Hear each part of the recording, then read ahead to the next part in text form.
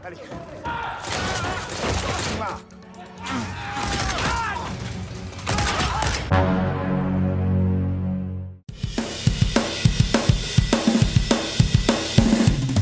Halo Sobat Nobar, selamat datang di Nobar.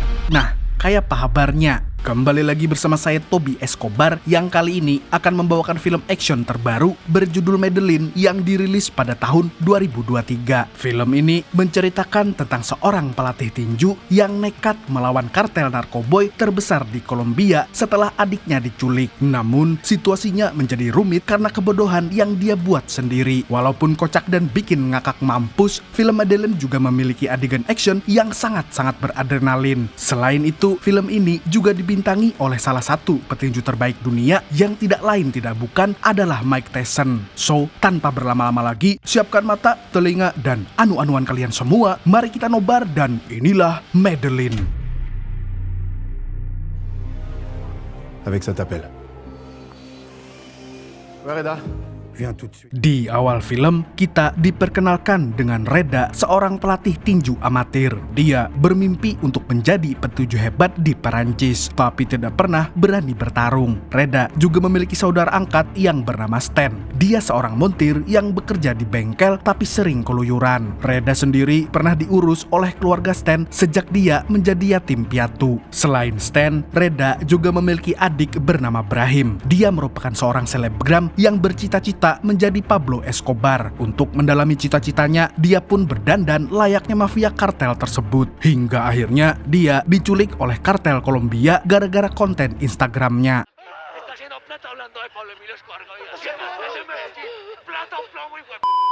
Setelah mendengar kabar itu, Reda pun berniat untuk mengerahkan semua muridnya untuk menyerbu kartel tersebut. Akan tetapi, tidak ada satupun yang datang ke bandara kecuali si Stan. Alhasil, Reda pun sangat kesal. Dia pikir mereka semua setia kawan. Namun tak lama kemudian, mereka dikejutkan oleh kemunculan Chavik. Dia adalah salah satu murid Reda yang bentukannya seperti ayam kate. Walaupun begitu, dia merupakan salah satu muridnya yang paling pemberani. Chavik, c'est un gars qui a ultra confiance en lui. Halus-halus wani hangit. Di lain pihak, Stan membujuk Reda agar mengurungkan niatnya. Menurut Stan, melawan kartel narkoboy adalah hal yang mustahil. Terlebih lagi, mereka hanya bertiga. Tapi karena Reda tetap ngotot, Stan pun meminta agar dia bersikap tenang dan tidak gerasa-gerusu. Je vais y aller parce que si j'y vais pas, il y aura Mon personne. petit frère qui est en jeu. C'est pas clair comme réponse là. Singkat cerita, mereka bertiga pun tiba di Kolombia dan tanpa berlama-lama, Reda langsung masuk ke sebuah hotel di mana adiknya menginap. Namun resepsionis hotel menyarankan agar Reda pergi ke Baraputa. Di sana, mereka akan mendapatkan petunjuk mengenai penculikan Brahim. Konon katanya, Baraputa adalah warung remang-remang yang jarang diketahui oleh turis. T'es vraiment sûr de vouloir y aller là? Attends. Warung remang-remang itu maksudnya hemat listrik kan ya? Mau tak mau, mereka bertiga pun mengunjungi tempat tersebut. Berbeda dengan Reda yang sangat serius, Stan dan Chavik justru terlihat semangat karena bisa minum beras kencur dan melihat wanita-wanita cantik. Setelah beberapa jam di sana, mereka tiba-tiba didatangi oleh seorang penari tiang bernama Cynthia. Dan kebetulan, wanita ini bisa berbahasa Perancis. Reda pun langsung bertanya tentang adiknya dan juga gembong narkoboy Kolombia, yaitu kartel Medellin. Namun ketika mendengar kata Medellin, wajah Cynthia langsung berubah. Dia juga meminta mereka agar segera pergi sebab Baraputa adalah tempat yang sangat berbahaya. Je sors pas avec le client. Tapi bukannya pergi, mereka bertiga justru tergoda untuk mencoba bubuk magic. Mereka pun patungan masing-masing goceng lalu teler berjamaah.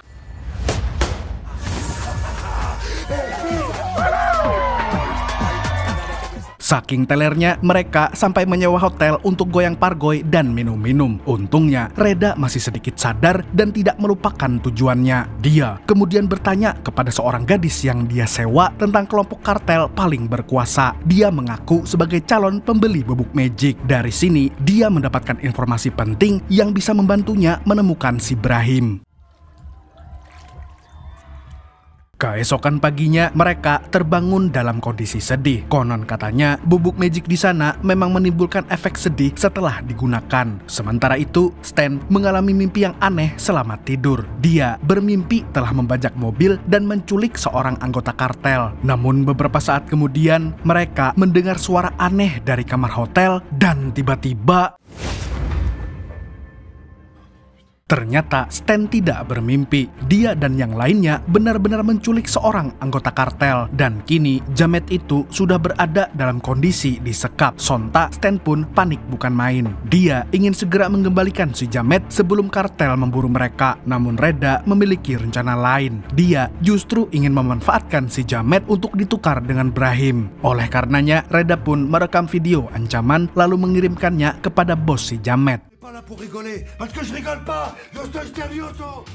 Brahim, au plomo. Tak berselang lama, Reda mendapat telepon dari nomor Brahim. Di sini terungkap bahwa Brahim tidak pernah diculik sama sekali. Dia ternyata hanya liburan di Kolombia. Videonya yang viral itu sebenarnya adalah settingan agar dia mendapatkan banyak followers. Dengan kata lain, Reda dan yang lainnya justru berada dalam bahaya. Terlebih lagi, jamet yang mereka culik adalah Donacho alias Paijo. Dia merupakan anak dari bos kartel Medellin, yaitu El Diablo atau yang lebih dikenal dengan nama El Samidi. De quoi tu parles là? Parce que le mec que vous avez kidnappé. Di tempat lain, Samidi sedang menghukum beberapa anak buahnya. Bos kartel ini menembak kaki mereka dengan sangat kejam. Padahal anak buahnya sudah meminta maaf.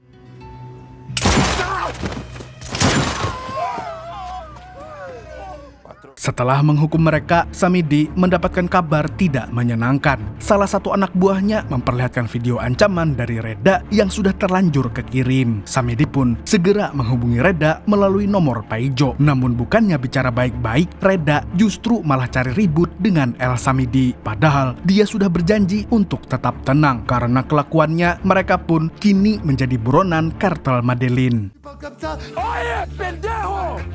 Yo tengo tu viejo hijo là, ton vieux fils de merde. Situasi jadi semakin runyam saat emosi Reda tidak terkendali. Awalnya, dia berencana untuk langsung menemui Brahim dan pulang ke Prancis. Tapi tidak ada angin, tidak ada hujan, tiba-tiba Reda menempeleng Paijo sampai pingsan. Non, non, non, non. Lah, setelah itu mereka memasukkan Paijo ke dalam bagasi mobil. Rencananya mereka akan menjemput Brahim yang tidak jauh dari sana. Namun ketika hendak pergi, tiba-tiba mereka diserang oleh segerombolan jamet. Dan ternyata mereka adalah pasukan yang dikirim oleh El Samidi. Ten pun menggunakan skill ugal-ugalan untuk menjauh dari mereka.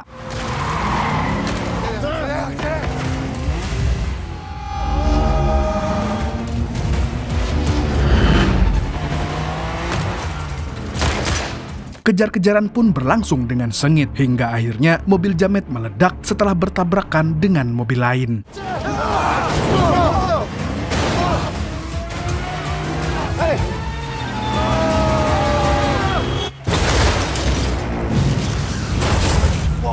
Tapi mereka tidak boleh senang dulu karena Samidi telah mengutus anak buahnya yang lain. Lalu saat melintasi jalur tol, Ten berniat untuk bersembunyi di bawah truk besar. Namun menurut Reda itu tidak mungkin sebab ukuran mobilnya terlalu besar. Alhasil mereka pun melihat tutorial dulu di YouTube dan ajaibnya mobil mereka bisa muat di kolong truk tersebut. Effectivement, messieurs, ça va faire.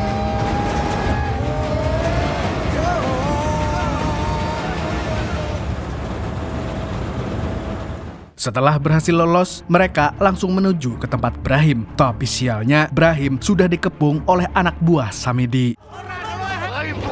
Mais comment tu veux que je fasse? Je t'ai dit, c'est...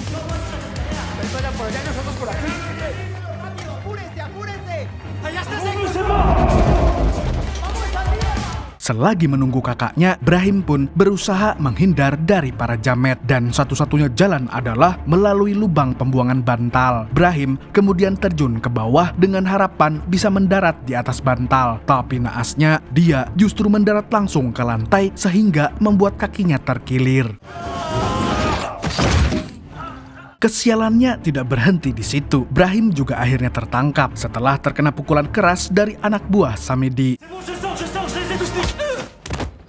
Brahim kemudian disiksa dan dimasukkan ke dalam kandang bulldog. Kemudian Samidi mengirimkan video penyiksaan itu kepada Reda. Reda pun memiliki ide brilian untuk menyelamatkan adiknya. Walaupun Stan terlihat ragu karena selama ini ide milik Reda selalu gagal.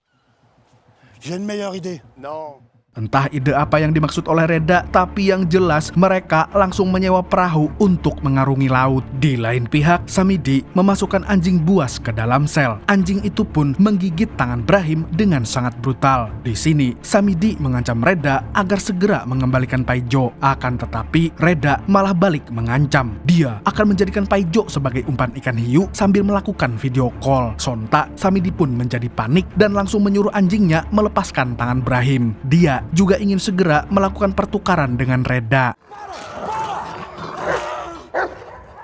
Setelah video call-nya ditutup, tiba-tiba ada ikan hiu sungguhan yang mendekat. Hal itu terjadi karena Capik melemparkan daging dan darah ke dalam laut. Mereka bertiga pun menyuruh Paijo untuk berenang ke atas perahu. Tapi naasnya, kedua kaki jamet itu buntung dimakan hiu. Non, non, depuis tout à l'heure, je te le dis. Il faut que je suis là.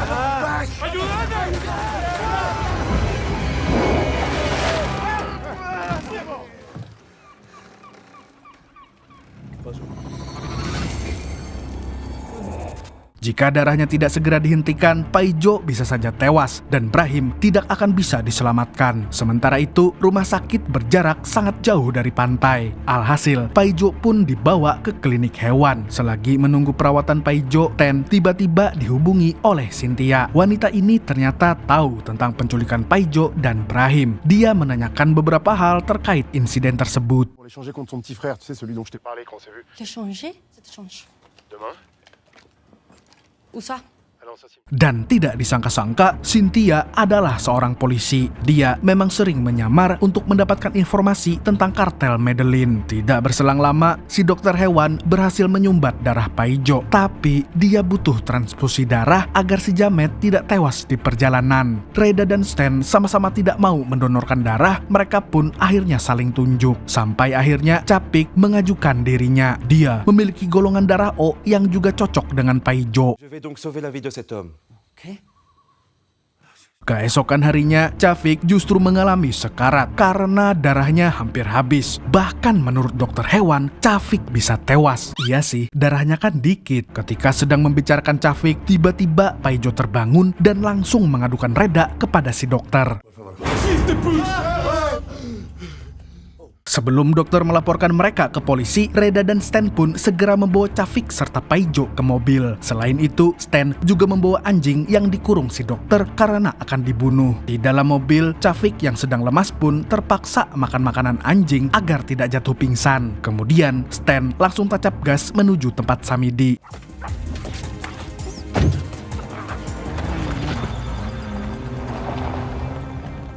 Setibanya di tempat pertukaran, Reda menjelaskan kembali rencananya. Dia akan mengecek Brahim di mobil Samidi, lalu anak buah Samidi akan mengecek si Paijo. Setelah itu, Reda akan bertukar mobil dengan Samidi. Namun sialnya, Paijo membuka pintu mobil hingga jatuh. Akhirnya, Samidi pun melihat kaki Paijo yang buntung. Karena marah, dia langsung menyuruh anak buahnya untuk menghabisi Reda dan kawan-kawan.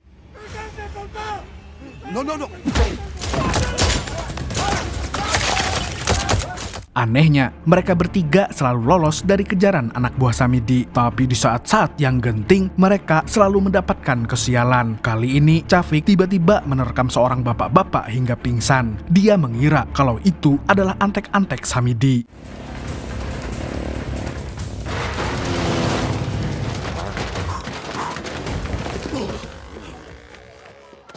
Somos dos turistas y es un malentendido. No, va a voir. Kemudian mereka kembali bergerak untuk menghajar salah satu jamet kartel agar bisa mencuri motornya. Mereka pun memutuskan untuk boti alias bonceng 3. Tetapi saat Stan melajukan motornya, tubuh Cafik terjungkal ke belakang tanpa disadari oleh yang lain. Allez, allez, tu fais pas le bouffe, hein. Reda dan Stan terus mengegas motornya hingga terjatuh di tengah jalan. Untungnya, mereka berpapasan dengan Cynthia. Keduanya pun langsung masuk ke dalam mobil polisi tersebut.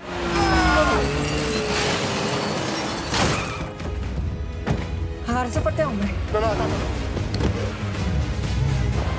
Tak berselang lama, Chavik juga berhasil menyusul mereka berdua. Setelah semuanya masuk, Cynthia pun menunjukkan keahliannya dalam ugal-ugalan. Dia juga melakukan drift untuk menjatuhkan anak buah Samidi. Dan ketika jamet tersebut sudah jatuh, anjing yang diselamatkan Stan tiba-tiba menyerangnya.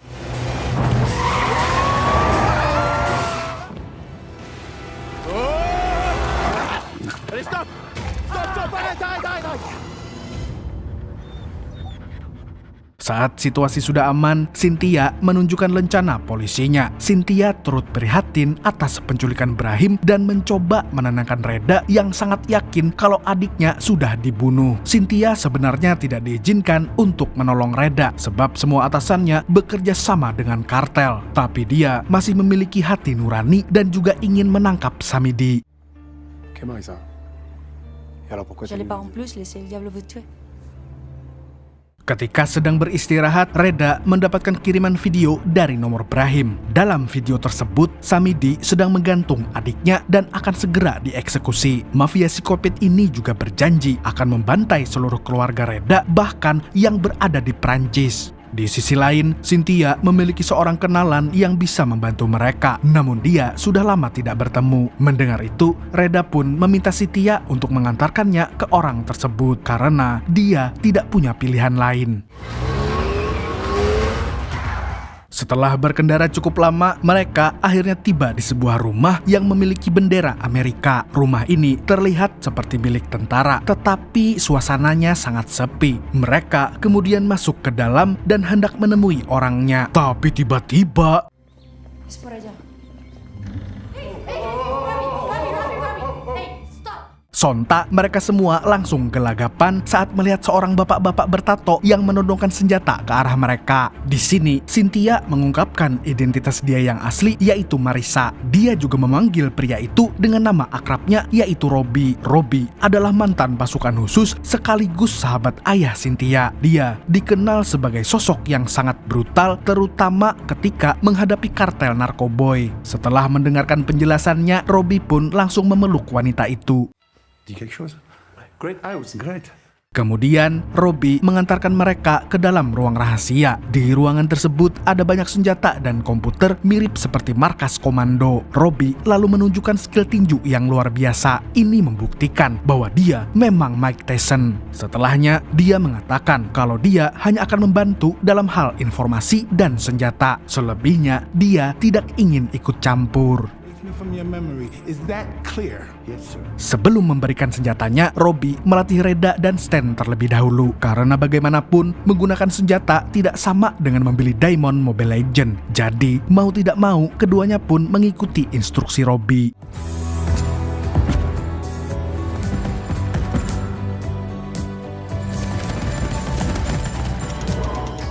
Selepas latihan, Robbie memberi pembekalan strategi kepada mereka. Namun dia membutuhkan satu orang untuk dijadikan umpan. Dan orang yang paling cocok adalah Chavik. Dengan tubuhnya yang portable, dia tidak akan mudah tertembak. Robbie juga berniat untuk menaruh GPS di lubang anu si Chavik agar dia bisa dilacak dengan mudah. Awalnya, dia ragu untuk melakukan itu semua. Tetapi setelah diyakinkan, Chavik pun akhirnya bersedia. Tanpa membuang waktu, Chavik langsung pergi ke Baraputa untuk memancing keributan, sehingga dia bisa dipindahkan ke tempat Brahim disekap.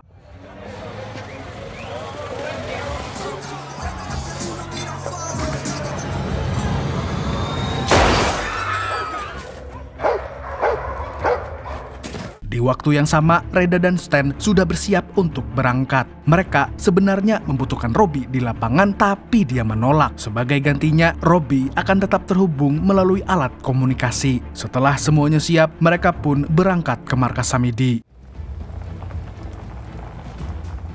Sesampainya di lokasi, Reda dan Stan segera mengeluarkan drone agar Robbie bisa memberi mereka arahan. Lalu, keduanya menyelinap ke kandang anjing melewati beberapa anak buah Samidi. Ketika sudah berada di dalam, Stan langsung menghajar penjaga kandang dengan sangat brutal. Sedangkan Reda bertugas untuk membebaskan Brahim.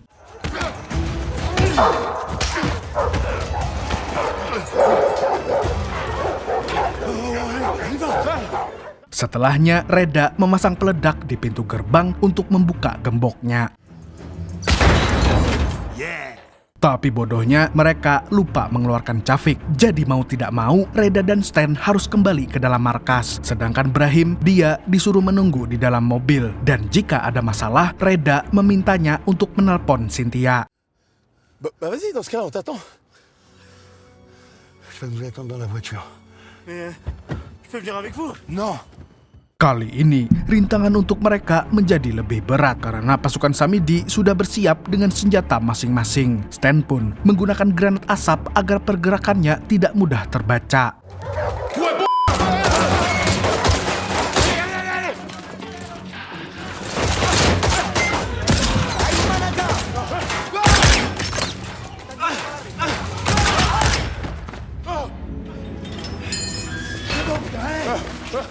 Meskipun mereka hanya berdua, keduanya mampu melumpuhkan banyak jamet. Bahkan, Stan tidak sengaja membunuh 2 orang. Awalnya, dia merasa bersalah. Tapi berkat nasihat Robbie, Stan menjadi semakin brutal.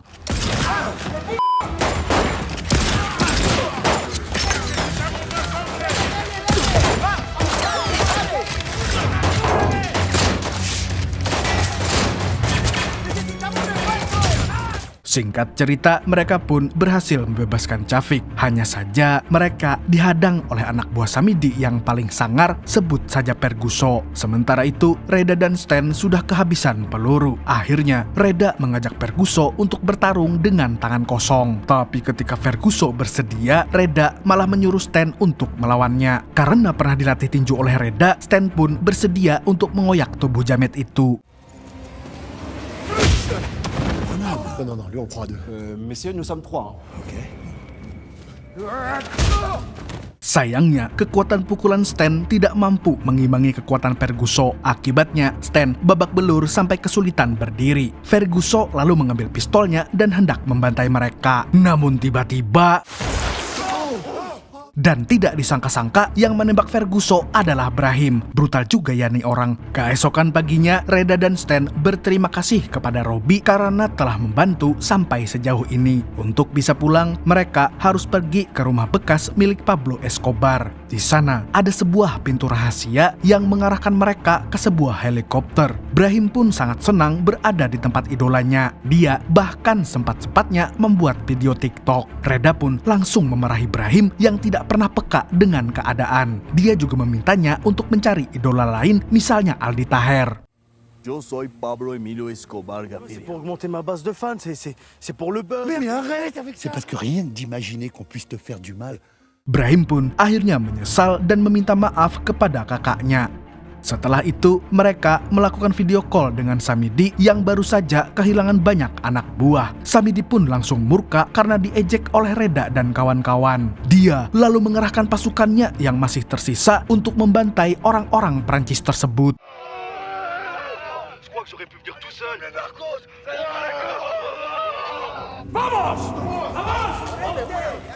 Di sisi lain, Reda dan yang lainnya akan segera OTW. Sebelum pergi, mereka pun berpamitan dengan Cynthia, terutama si Stan, karena dia sangat menyukai wanita itu. Dia juga berpamitan kepada anjing yang pernah dia selamatkan.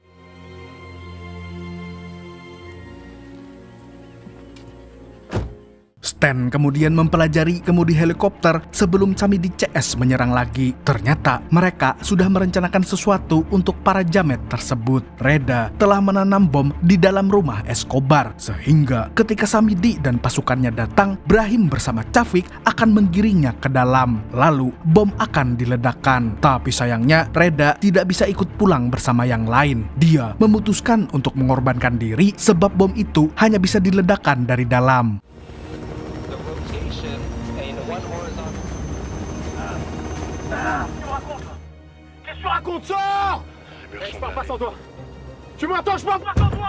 Dengan terpaksa, Stan pun mulai menerbangkan helikopternya. Namun sebelum pergi, Reda ingin berpisah dengan Brahim. Dia berpesan agar adiknya itu mengurus sang ibu serta mengurangi waktu tiktokan. Tak berselang lama, Samidi masuk ke dalam ruangannya. Dan disinilah Reda meledakkan rumah tersebut.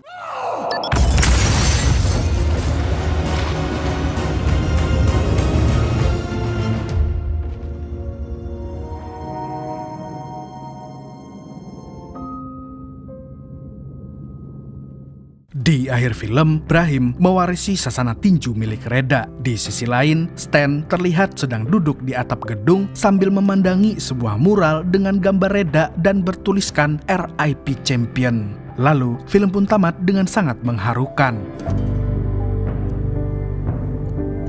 Pelajaran yang bisa diambil dari film ini adalah kalau anak alay dilarang main sosmed. Lihatlah apa yang terjadi gara-gara si Brahim. Hanya karena butuh followers, tapi mengorbankan ratusan jiwa. Muhasabah diri Anda, wahai TikTokers. Kalau dari IMDb-nya, film berjudul Madeline ini mendapatkan rating 4,8/10. Kalau menurut saya, bisalah dikasih 6/10. Kalau kalian punya pendapat lain, silahkan berkomentar di video ini. Segitu dulu untuk hari ini. Saya Tobi, mewakili orang yang pernah buat status alay di Facebook dan Twitter, mengucapkan sampai jumpa di video selanjutnya dan kamsia. Assalamualaikum warahmatullahi wabarakatuh.